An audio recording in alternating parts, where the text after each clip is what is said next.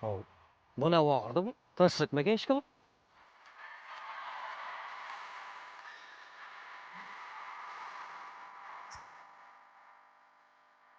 He.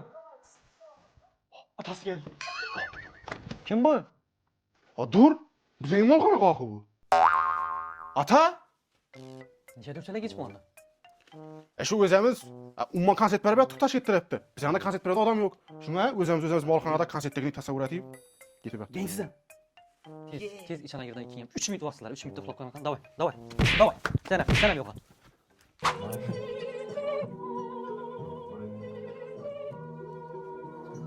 Faydam diymese atam esmen. Şu. Endi neşe çekeken ba? Şu malı satıp bozsam bir konserte var ki mesela bunu taş et baş girdi. Neşe çeksen malını. Abi konserte varacak ben malı satıp. Yürüyorum ben atış geldi. Sen ata buanı kichkina ekanman razmeri. Hozir mol joyina qo'ymasang, imun razmerini qisa razan oldi. Shu bolaga bir konsert tashkillashtirib bergan. Uydagi bor molni sotib bo'ladi bu olishda. Tezleşinge mimonla gelip başladı. Sardarbek bolam yaxshi Assalomu alaykum. bir taklif bilan keldi. Rahmat. Yaqinda mol konsert qo'ydik-ku, Tamam. bolalarni shunga borolmay qoldi. Bunda molxonada mollarga konsert qo'yadi imondan beri. Depressiyaga tushib qolgan ulardan. Kommunist eldinde konsert uyushtirib bilamizmi? Bilemiz. İninka kırasazlık. Hafızımız geldi şu bilen söyleşey. Assalomu alaykum ata, yaxshimisiz? Aleyküm assalom bolam, nechta? Sog'liqlaring yaxshimi? Rahmat, Xudo Sherzodbek tansanmi? Tap Erta o'zi. show bo'lgan. Tap o'zi mana ota. O'tgan yil konsert beribsan, lekin kamchiligi bor-da. Bugun shuni ustini to'ldirish kerak. Xullas, konsert qo'yib berish kerak bolalarga. Nechga oladi?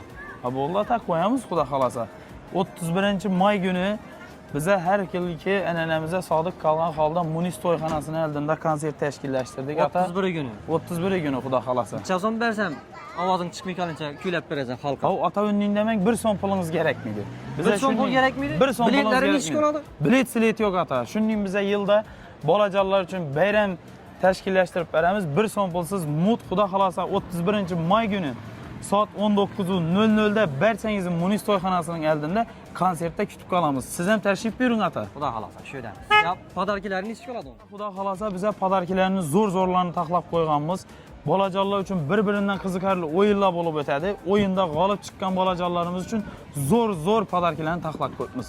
Podarkilarni shuningdek beramiz xudo xolasa. Besplatni. Besplatni 31-may günü. 31-may kuni soat 19:00 da xalqimiz uchun xayriya konsertini uyushtiryapmiz. Hammangiz kelasizlar. Ben doldurib tashimizmi yaqinlar? O'zimiz ham shu yeramiz. Podarkilarni tarqatib, oddiy deb o'tiramiz.